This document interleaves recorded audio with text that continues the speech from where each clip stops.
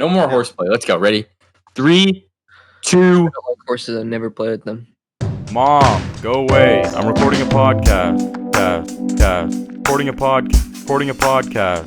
Welcome back, everybody, to Verified. My name is Shane. My name is Carlos. Guys, today we messed up, but it doesn't matter. I'm going to introduce them normally, guys. We have two entertainment industry titans, okay? They just released their second short film.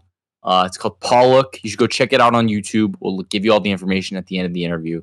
They're going to run through how they worked on the film, what the film is about, why they made the film, what they made the film for. Please welcome to the show, Jake and Joey. Guys, Hi, I'm Jake. how's it going, man? Joey Flemmelemlem. That's not my name, so please That's not how you restart pronounce and it. say my name correctly. Or I'm gonna Welcome back. Oh, question.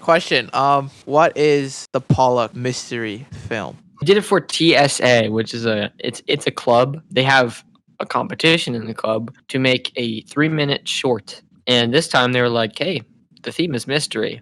And Amelia was like, okay, that's awesome, but also, how the hell are you supposed to make a 3-minute mystery? It's a lot harder than it seems. And immediately we wanted to go noir, something like that, whether it be actually like black and white noir or just like neo-noir. And we're like, we'll make it a period piece, kind of, set in like 1950s. It's actually pretty similar to Knives Out, which was an issue because we made it before it came out, and then once we saw the trailer, we were like, oh god, this is literally our movie. Yeah, Knives Out moment.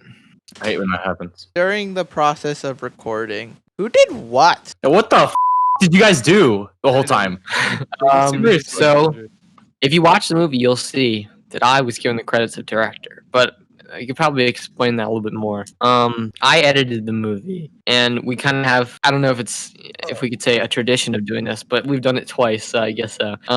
Usually on set, we all have ideas, conflicting ideas, and when someone has an idea, either we'll be like, no, shut up, or we film it, and then we don't know if we're going to include it or something. And then the editor pretty much is the decider, right? So I had a bunch of ideas that all made it in because I was the editor. So, like, usually we give it to the editor because he has the most creative control. Like, especially with the car scene at the end, it would have been very different depending on who cut it together. All right. Joey, thoughts? Joey? Yeah. I did writing. Like Jake said, we all kind of did everything. Except some members didn't show up to the meetings. Yeah, I wrote it. I wrote the first draft, which clocked in at around 8 minutes, which was 5 minutes too long. So we had to cut that down quite a bit. But like I kind of wrote the base story. Like I made the base story, and then we kind of edited it along. It's very hard to make the setup and then be like, oh, here's the suspects. Oh, let's make them figure out the mystery, and now let's conclude it within 3 minutes. 3 minutes is so much shorter than you think. Yeah. It goes so fast. Like, we had to make a 1-minute film, which was on demand one time. So basically, when you go to the competitions to submit your movie, you can join one called On Demand Video, where you make it there, and you have 24 hours, and it can only be 1 minute, which is so hard. 1 minute is like when you have to make a movie out of it, it's so much shorter than you think. One of you guys, probably Jake, I think, posted you guys had a lot of very expensive looking equipment that you had access to. The school provides a lot of stuff. Like, you'd be surprised, they have like very expensive cameras. I can't remember how much. They were like a few thousand, maybe. 1,000. Yeah, at least. Yeah, and also we did like a little GoFundMe. Got like $420. Pretty awesome. Wow. That was a lot more. I was expecting to get like $20. Got a boom stick, which is supposed to hold the mic, which Joey broke immediately as he tested it. We literally got it and unboxed it, and I unscrewed one little thing, and then it snapped. The inside of it, like, there's this plastic thing that holds it in place so it doesn't wobble, and it literally just cracked in half. But We it's had to take, $50. duct tape, and we could extend it, and then we had to take the duct tape and wrap the mic around the for this pole.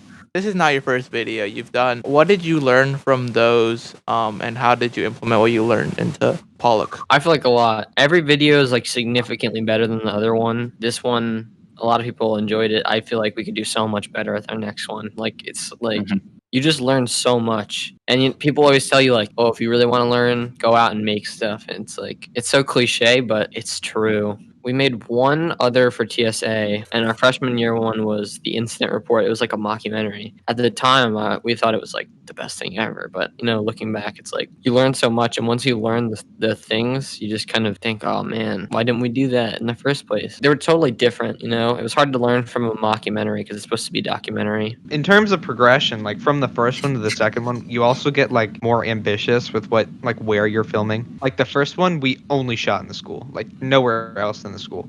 And then for the second one, we did like a couple sites. We went to Gavin's house, and or who was helping with it, and we went to my house. So a big problem with student films is just like awkwardness. And it's super hard to learn how to get rid of it. But there's like little weird microphone problems or just pacing timing issues. It's just like, ooh, that was a little awkward. But it just happens so much. And I think our other one was significantly more awkward. I feel like that's the best word to put it. Our first one is just like, there's so many like little things that are just kind of weird about it. And what do you mean, like specific example?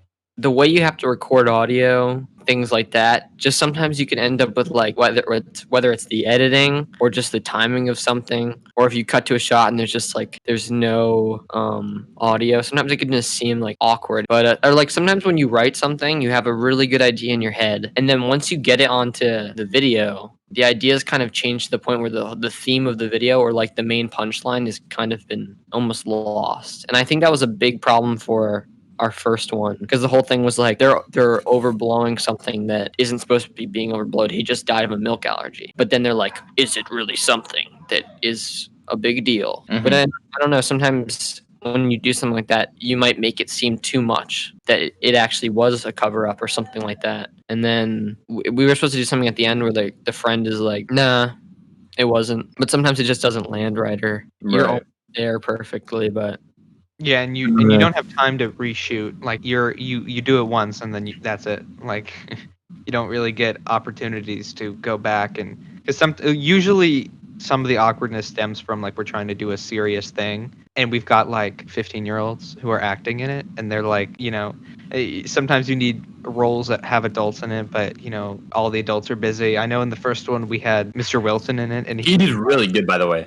that part's great.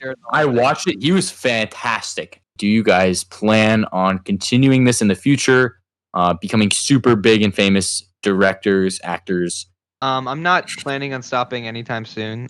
The weird thing about the film industry is that there's so many different types of jobs you can have. Like, you don't even have to be a director and actor. If you are a speech and language pathologist, you can be like a dialect coach and like teach British people how to do American accents.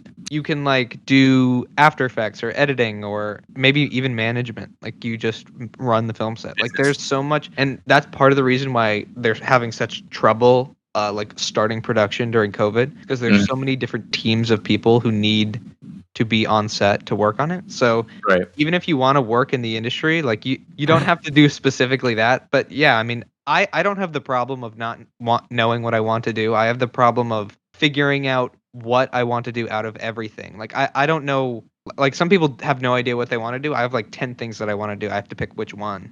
I definitely want to pursue film. Like it's the only interest I've had that is consistent over the years, and I'm really like it. I love it. It's like my dream. If I were able to direct a feature, that'd be awesome, right? But I think I would definitely go. I see what Joey's saying, but for me, it's obviously director. I've just always, it's almost like the thing that you can kind of put your hat in a bunch of different. Is that the thing? Hat in a bunch of different rings. Eggs in all the baskets. Yeah. You know what I mean. You get to dabble in everything. So you're kind of in charge. So you're like, you get to help. You're very creatively in charge, rather than being a producer where you're maybe a little more like. Thank you guys so much for listening to today's episode. Hopefully you guys enjoyed. If you did enjoy and want to help us out, you can follow us on all your favorite podcast listening platforms. Really appreciate it. We've loved all the support recently. If you want to check us out on Instagram, you can find us on Instagram at verified.talk. Sorry guys, I know I have not had regular interviews in like 2 weeks. It was just unfortunate timing with school and Carlos messing up the audio, and then Carlos going on a trip, and then Carlos this and Carlos that, and we're all blaming Carlos. But other than that, guys, thank you so much, and we'll see you guys later in the week for a brand new episode. Mom, go away. Yeah, you didn't even plug us. What the I fuck is forgot. wrong with you? If you guys want to check out their short film, go check out Jake and Joey's short film.